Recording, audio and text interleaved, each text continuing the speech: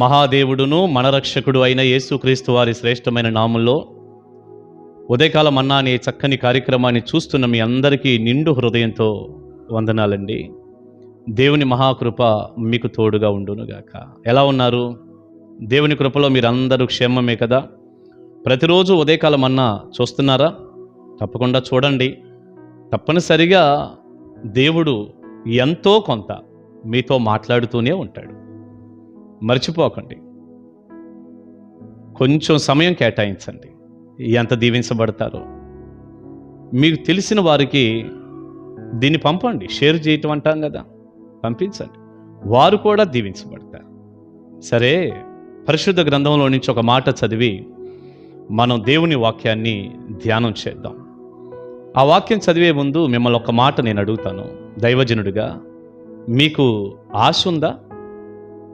అయ్యో పాస్టర్ గారు, ఆశ లేకపోవటం ఏంటండి? బోలెడన్ని ఆశలు ఉన్నాయ్యా. నాకు ఉన్న ఇల్లు చాలట్లేదు, పెద్ద ఇల్లు కట్టుకోవాలని ఆశ ఉందండి. ఉన్న కారు కూడా తృప్తినివ్వట్లేదు, పెద్ద కారు కొనుక్కోవాలని ఆశ ఉందయ్యా. పిల్లలకి వివాహం జరగాలని ఆశ ఉంది. వివాహం అయిపోయిన పిల్లలకి మగ పిల్లలే పుట్టాలని ఆశ ఉంది.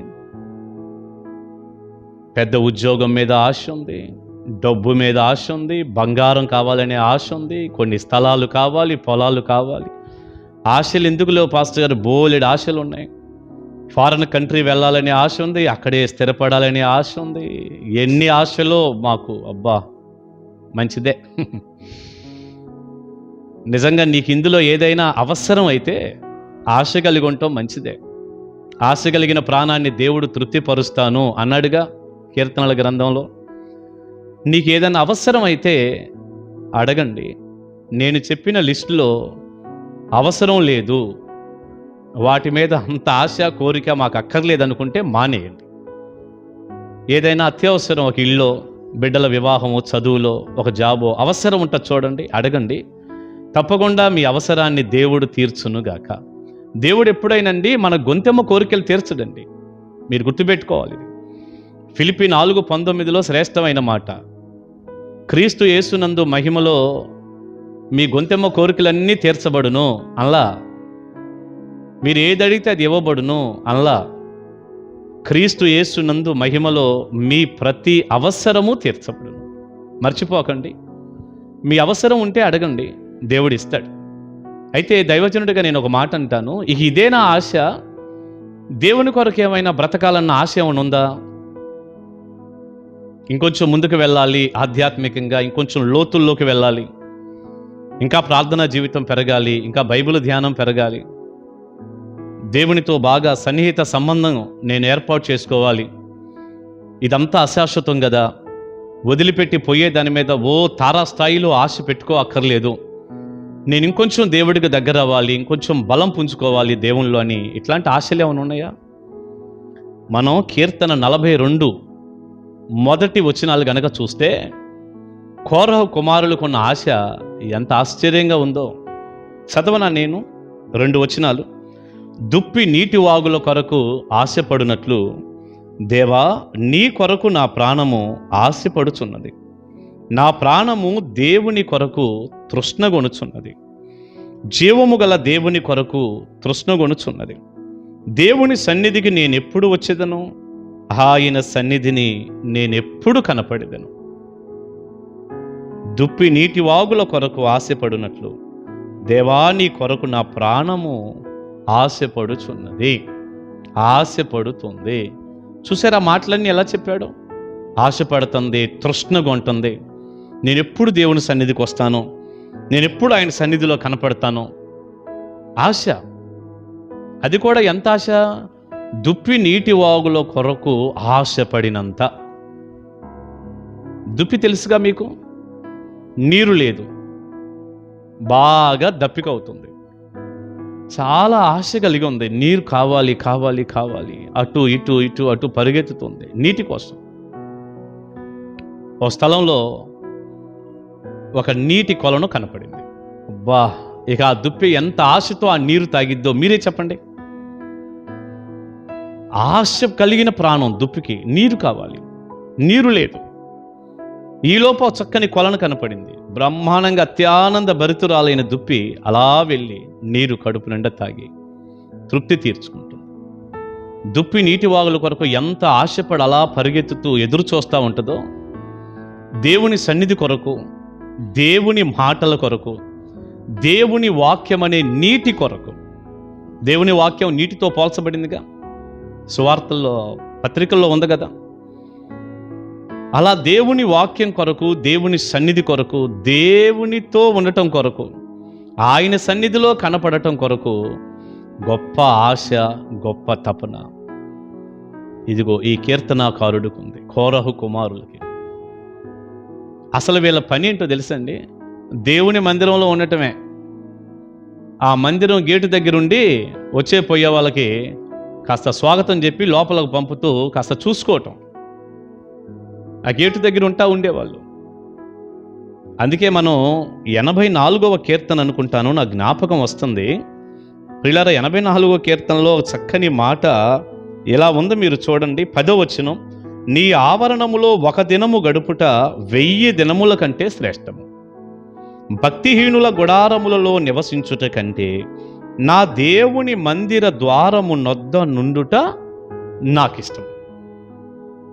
నా దేవుని మందిర ద్వారము నొద్ద నుండుట నాకిష్టం.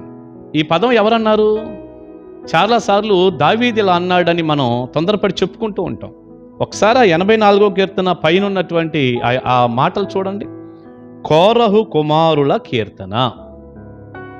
ఎవరన్నారు ఈ పదాన్ని? కోరహు కుమారులు. నీ మందిర ద్వారము నొద్ద ఉండుట నాకు ఇష్టము అని ఎందుకు అంటున్నారంటే వాళ్ళ పని అదే.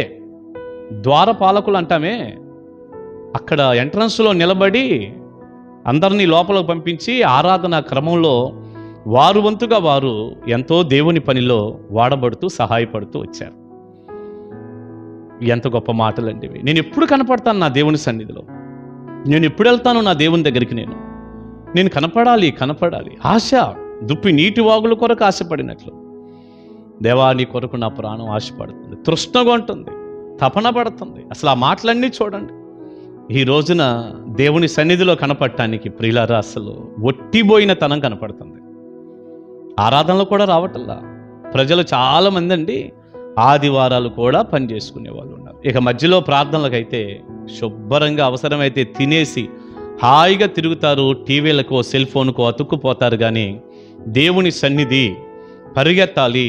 ఇదిగో దైవజనుడు, దైవ సేవకురాలు మా దాకా వచ్చి సేవ చేస్తున్నారు. కొంతమంది సేవకులైతే ప్రియులారా 10, 15, 20 కిలోమీటర్లు, 50 కిలోమీటర్లు కూడా ప్రయాణం చేసి మందిరానికి వెళ్ళే సేవకులు ఉన్నారు. వారేం ఒక స్థలంలో ఉన్నారు, ఇంకో స్థలంలో మందిరం, అక్కడికి వెళ్తారు. అరే మా దైవజనుడు ఒక బండి మీద ఇంత దూరం వచ్చాడు, మన గ్రామంలో ఉన్న మందిరం ఇది, మనం పక్కనే ఉన్నాం, వెళ్దాం, ఏమనిపించదండి. మనుషులకు అసలు ఆ స్పృహే తప్పిపోతుంది. కుదిరినప్పుడు వెళ్దాం, ఆదివారం ఒక పూట వెళ్దాం, అది కూడా జరిగే ఆ 2.5 గంటల ఆరాధనలో 1 గంట పోగొట్టుకుని 1 గంటన్నర. ప్రియులారా, చివరి రోజుల్లో ఆశ లేకుండా పోయింది. మనుషులందరికీ ఉండే ఆశ ఏంటంటే ఏం తిందాం, ఏం కట్టుకుందాం, ఏం సంపాదిద్దాం, ఏం పోగు చేద్దాం, ఇది తప్ప ఈ ఆశలన్నీ ఏమి లేవు. ఇలాంటివి కనపడ్డా మళ్ళీ అయ్యే బోధించటం. నా బోటోళ్ళు ఆశ కలిగిన ప్రాణాన్ని తృప్తిపరుస్తాడు, నీకు అది ఇస్తాడు, ఇది ఇస్తాడు, నువ్వు రా, అంతే తప్ప ఇక ఇవేమి బిబ్లికల్గా ఆత్మ సంబంధంగా ఏమి లేదన్నమాట. ఇందులో చాలా డొల్లతనం, ఇందులో చాలా గొయ్యి, చాలా వెలితి, దేవునికి మనుషులకి మధ్యలో పెద్ద అగాధం ఏర్పడుతుంటే ఈ ఆశతో ఆ అగాధాన్ని పూడ్చుకొని దేవుని సన్నిధికి పరిగెత్తి ప్రార్థనా జీవితంలో, బైబిల్ ధ్యానంలో, పరిశుద్ధమైన జీవితంలో మరికొంచెం దేవుడికి దగ్గరై ఇలాంటి ఆశతో నువ్వు ముందుకురా. తర్వాత నీకు అవసరంగా ఉన్నవన్నీ ప్రభు చూసుకుంటాడండి. వాటి కోసం పెద్ద తపన పడదు. ముందు మనకు ఉండాల్సిన ఆశ ఏంటో తెలుసా? కోరహు కుమారులకున్న ఆశ, నీ సన్నిధిలో ఎప్పుడు కనపడతాను, నీ మందిరానికి ఎప్పుడు వస్తాను, తృష్ణ, ఆశ, పరిగెత్తుతాను. ఈ ఆశ ప్రతి ఒక్కరికి దేవుడు అనుగ్రహించునుగాక. ప్రార్థన చేసుకుందాం. పరిశుద్ధుడా, ప్రేమగల తండ్రి, మీకు వందనాలయ్యా. విత్తబడిన చక్కని సందేశం మీ పిల్లలకు దీవెనకరంగా చేయండి. మీ ఆశీర్వాదాలు, మీ దీవెనలు నిండారులుగా దయచేయండి. ఈ ఆశ మా అందరి అంతరంగాల్లో ఉంచండి, తోడుగా ఉండి సహాయపడండి. మహిమ మీకు ఆరోపిస్తూ మీ సన్నిధిలో కనపడాలని, మీతో గడపాలని ఇలాంటి ఆశ కనుక మాకుంటే మీరు మమ్మల్ని ఎంత దీవిస్తారో అట్టి కృపా ఆశీర్వాదాలతో నింపమని వేడుకుంటూ యేసు ప్రభువారి శక్తిగల నామాన ఈ ప్రార్థన మనవులు అడుగుచున్నాను తండ్రి. Amen, amen. God bless you. దేవుని మహాకృప మీ అందరికీ తోడై ఉండును గాక. ఆమేన్. కలుసుకుందాం ఉదయకాలం అన్న.